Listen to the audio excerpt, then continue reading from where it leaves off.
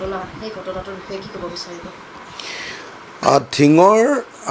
যি তিনিজন বুলি শুনি আছোঁ যি তিনিজন ধৰ্ষণকাৰী তেওঁলোকক ইমিডিয়েটলি গ্ৰেপ্তাৰ কৰি দৃষ্টান্তমূলক শাস্তি দিব লাগে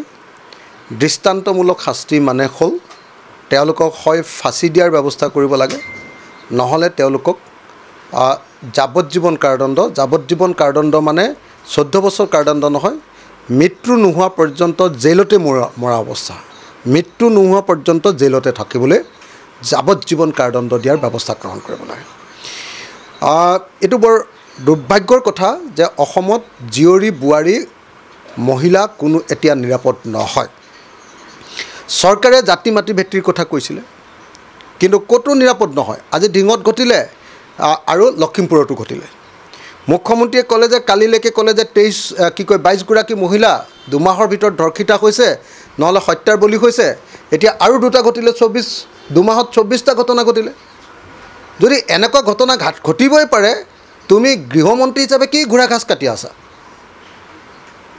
পুলিচে কি ঘোঁৰা ঘাস কাটি আছে যদি ইমান আইন শৃংখলা যদি আপোনাৰ অৱনতি ঘটিব পাৰে গৃহ বিভাগ ব্যৰ্থ হৈছে নে নাই তোমালোকে যে কৈ থাকা জাতি মাটি ভেটি ৰক্ষা কৰিবলৈ আহিছা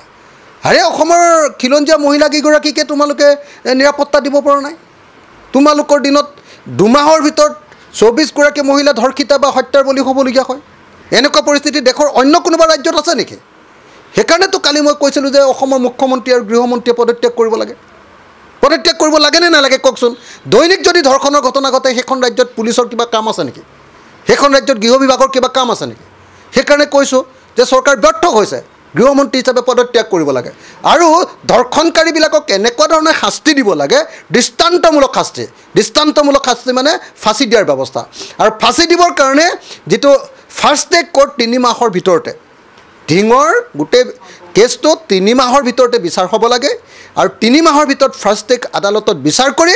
যাৱজ্জীৱন কাৰাদণ্ড মৃত্যু নোহোৱা পৰ্যন্ত জেলতে থাকিব লাগিব নহ'লে ফাঁচি দিয়াৰ ব্যৱস্থা গ্ৰহণ কৰিবৰ কাৰণে আমি চৰকাৰক দাবী উত্থাপন কৰিম নাৰী সবলীকৰণৰ কথা কয় কিন্তু নাৰী সবলীকৰণ হৈছে নে প্ৰকৃতত যদি 2 মাহত 24গৰাকী নাৰী ধৰ্ষণ আৰু হত্যাৰ বলি হয় তেতিয়াহ'লে সেই ৰাজ্যখনৰ মুখ্যমন্ত্ৰীয়ে নাৰী সবলীকৰণৰ কথা কোৱাটোৰ কিবা অৰ্থ আছে জানো য'ত নাৰীক নিৰাপত্তা দিব নোৱাৰে সেই ৰাজ্যখনত মুখ্যমন্ত্ৰী আৰু গৃহমন্ত্ৰী থকাৰ অৰ্থ ক'ত য'ত নাৰীক নিৰাপত্তা দিব নোৱাৰে তাত পুলিচৰ ইমান দপদপনি কিয় ভাৰতবৰ্ষৰ ভিতৰতে আটাইতকৈ নাৰী আৰু শিশু নিৰ্যাতনত 1 নম্বৰ এতিয়া মেনিপুলেট কৰি সেই নেশ্যনেল ক্ৰাইম ব্যুৰৰ ৰিপৰ্টত অলপ কমাবলৈ চেষ্টা কৰিছে হিমন্ত বিশ্ব শৰ্মাই নহ'লে নাম্বাৰ 1 অসমতে নাৰীৰ ওপৰত আটাইতকৈ বেছিকৈ অত্যাচাৰ হয় এটা দুৰ্ভাগ্যজনক ঘটনা আৰু ধিঙৰ ঘটনাৰ ধৰ্ষণকাৰীসকলক অনতি বিলম্বে ফাঁচি দিবৰ কাৰণে নহ'লে বা যাৱজ্জীৱন কাৰাদণ্ড দিয়াৰ ব্যৱস্থা গ্ৰহণ কৰিবৰ কাৰণে মই চৰকাৰৰ ওচৰত ফাৰ্ষ্ট ট্ৰেক আদালতৰ জৰিয়তে এই ব্যৱস্থা কৰিবৰ কাৰণে দাবী উত্থাপন কৰিম যেটো দেখা পোৱা যায় দুখী শাস্তি নিদিয়ে নেকি কোনোবাখিনি পুৰুঙাত নাই ভালকৈ পুলিচে যেনেকৈ এই মানে এনেকুৱা ধৰ্ষণৰ কাণ্ডক ৰেজিষ্ট কৰিবৰ কাৰণে প্ৰিভেণ্ট কৰিবৰ কাৰণে এইটো নহ'বৰ কাৰণে আগতীয়া ব্যৱস্থা ল'বলৈও সক্ষম নহয় ঠিক তেনেকৈ ধৰ্ষণ কৰি যোৱাৰ পাছত ধৰ্ষণকাৰীক ধৰি লৈ তাৰ ওপৰত ভালকৈ বিচাৰ কৰিবৰ কাৰণে ভালকৈ চিডিটো বনাবৰ কাৰণে ভালকৈ চাৰ্জশ্বিটটো বনাবৰ কাৰণে সক্ষম পুলিচ নাই আৰু বিচাৰ প্ৰক্ৰিয়াও খৰতকীয়া কৰিবৰ কাৰণে মুখ্যমন্ত্ৰীয়ে বহুত ডাইলগ মাৰে মুখ্যমন্ত্ৰীয়ে কয় যে আমুক হৈছে তাফুচুক হৈছে এইবিলাক কথা কৈ থাকে কিন্তু যেতিয়া ধৰ্ষণ হয় সেইটোক ফাৰ্ষ্ট ট্ৰেক কোৰ্ট কৰি 3 মাহৰ ভিতৰত কিমান এতিয়ালৈকে ধৰ্ষণকাৰীক এতিয়ালৈকে ফাঁচি দিয়াৰ ব্যৱস্থা কৰিছে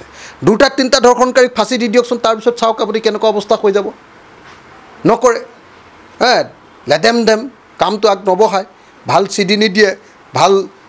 আপোনাৰ চাৰ্জশ্বিট নিদিয়ে ভালকৈ বিচাৰটোৰ কাৰণে এভিডেন্স সংগ্ৰহ নকৰে ভালকৈ